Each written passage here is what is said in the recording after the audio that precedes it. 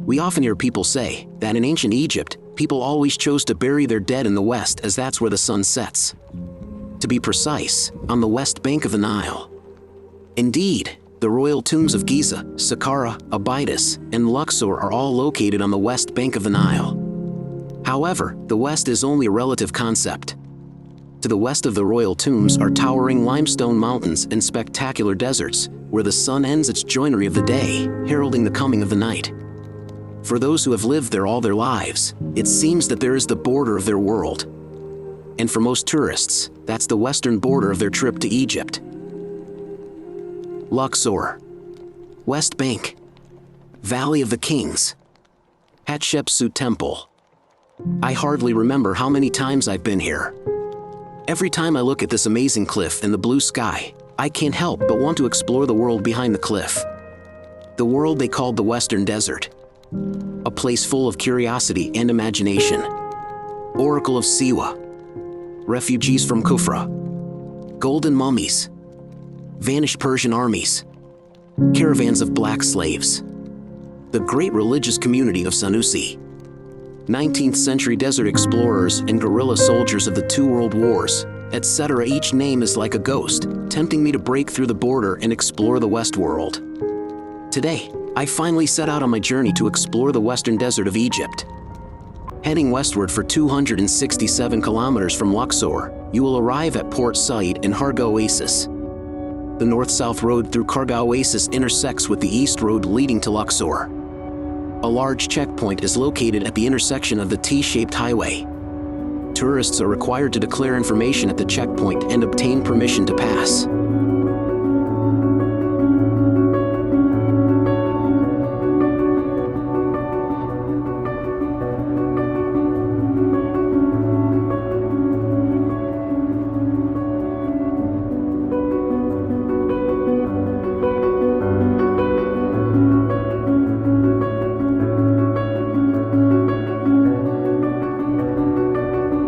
Most of the road along the way is in good condition, but there are several sections of the road that are badly damaged with raised asphalt blocks. If you don't know the road condition ahead, and you drive a sedan with lower suspension, you have to pass at a lower speed, otherwise, it could cause chassis damage, tire puncture, or even a life-threatening accident.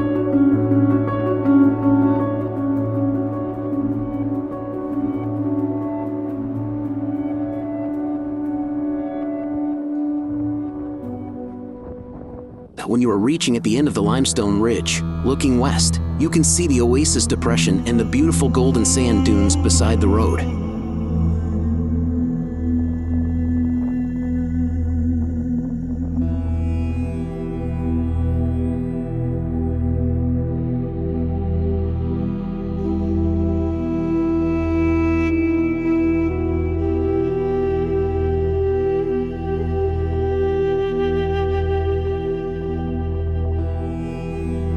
After passing the checkpoint, drive south along the Kharga Oasis highway for about 13.5 kilometers and arrive at Baris. From there, get off the main road and follow a southeasterly road for about 18 kilometers to reach Dush, a great archaeological site in the western desert of Egypt.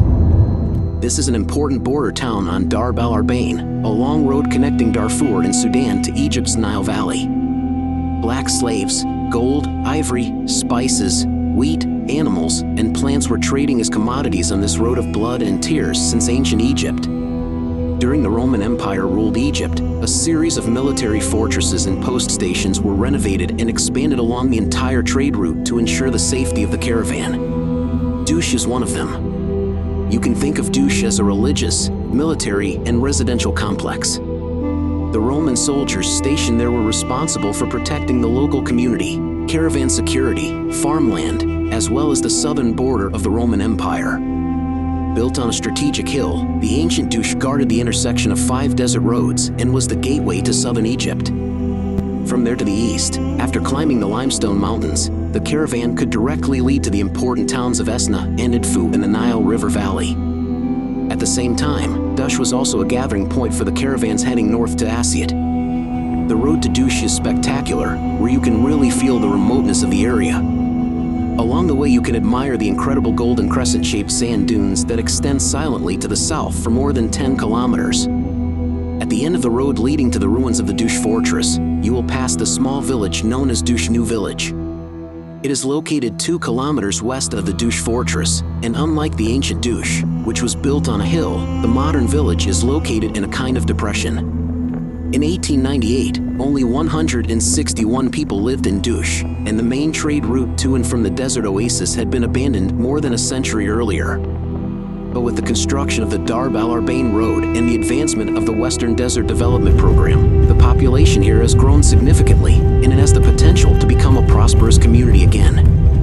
At present, there is enough underground water here to meet the needs of the villagers. But the dunes are moving south at a rate of 30 meters a year, and if no measures are taken, the new village of Dush may be buried under the dunes in a few decades. Continue east through the village, and at the end of the road is the archaeological site of Dush. You can see a few sparse trees and a courtyard surrounded by bush vegetation. It is pleasant to see some green vegetation in this lonely desert. Inside the courtyard is a building with a traditional Egyptian Islamic-style dome, which is the archaeological base of the French Institute of Oriental Archaeology in Dush. Its architectural style was inspired by the fountain pavilion of the Ibn Tulun Mosque in Cairo. The Institute's archaeologists have successfully excavated 2 temples and several cemeteries. In 1989, the Dush treasure was unearthed here, including several necklaces, bracelets, and a gold crown dating back to the Roman period. Most of the information currently known about the archaeological site of Dush also comes from the archaeological results of the French Institute of Oriental Archaeology. Regrettably, the Jasmine Revolution in 2010 interrupted the archaeological excavations here. After experts from the French Institute of Oriental Archaeology left Egypt, the archaeological excavations here have not yet resumed. Unlike those landmark sites in the Nile Valley, few tourists visit the western desert of Egypt. I was the only car along the way. When I arrived in Dush, it was already 6 p.m., with 30 minutes to go before sunset. Worrying that I had missed the site's opening hours, I looked around with anxiety. If the staff has left and I'm the only one here, I might as well explore it myself. After all, I've come this far. No one wants to give up just like that. As I was about to step toward the ruins on the hill, 2 desert dogs silently appeared in front of me. They didn't look like wild dogs, but domesticated ones. I figured in my heart that their master must be nearby.